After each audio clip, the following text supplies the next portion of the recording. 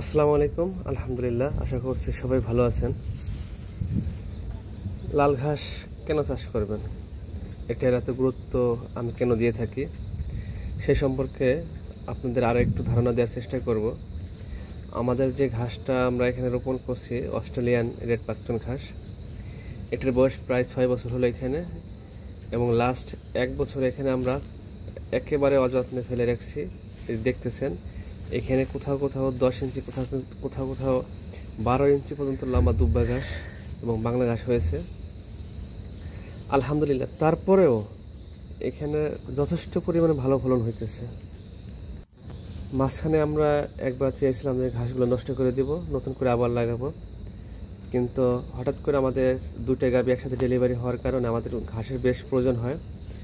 তো আব্বাকে বললাম যে কিছু সার দিয়ে দেন এবং পানি দিয়ে দেন। তো আলহামদুলিল্লাহ কিছু সার এবং পানি দেওয়ার পরে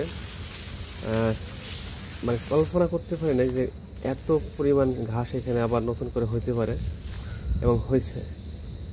আপনারা দেখতেছেন যে এখানে এক একটা ঘাস প্রায় 10 ফিট 11 ফিট হয়ে গেছে লম্বা, কিন্তু এখনও নরম আছে আলহামদুলিল্লাহ।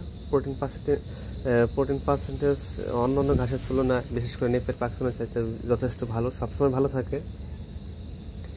এবং এখানে ফলন আমাদের একটুও কমে নাই।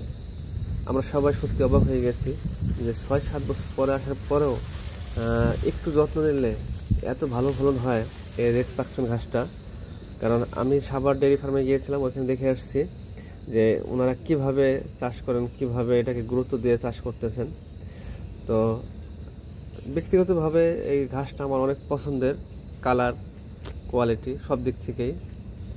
তো ভিডিওটা আমার প্রায় 1 সপ্তাহ আগে করা।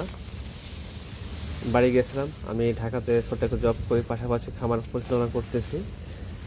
হয়তো যদি সুযোগ হয় আলহামদুলিল্লাহ চাকরিটা ছেড়ে দেব, এই জন্য ডেয়ারি খামার মনোযোগ দেওয়া। প্রায় 1.5 বিঘার মতো ঘাস চাষ করা হয়েছে আমাদের এখানে। 8 কাঠা আছে, 7 কাঠা আছে এখানে হচ্ছে আপনার রেড পাকচুন ঘাস, আর বাকিটা হচ্ছে জারা এবং নেপিয়ার পাকচুন 1। স্মরণীয় কথা হচ্ছে যে আমি এই যে 6-7 বছর যে ঘাস চাষ করলাম, তার মধ্যে এটাকে আমি সব সময় প্রায়োরিটি দিয়ে থাকি আগে, যে এটার গুরুত্ব সবার সাথে আমার কাছে সবচেয়ে আলাদা থাকবে সবসময়ের জন্য। কারণ এটার ফলন এবং অযত্ন এটা যে এত ভালো হয়, এই জন্য সবচেয়ে বেশি আমার পছন্দ। যাই হোক, যারা খামারি আছেন আপনারা ট্রাই করতে পারেন, চেষ্টা করতে পারেন যে আসলে ঘাসটা কেমন ফলন হয়। কারণ আমাদের ঘাসের কোয়ালিটি দরকার, টেকসই দরকার, এই জন্য একবার লাগে আমরা বারবার চাষ করতে পারি। তো সবাই ভালো থাকবেন। আসসালামু আলাইকুম ওয়া রাহমাতুল্লাহ।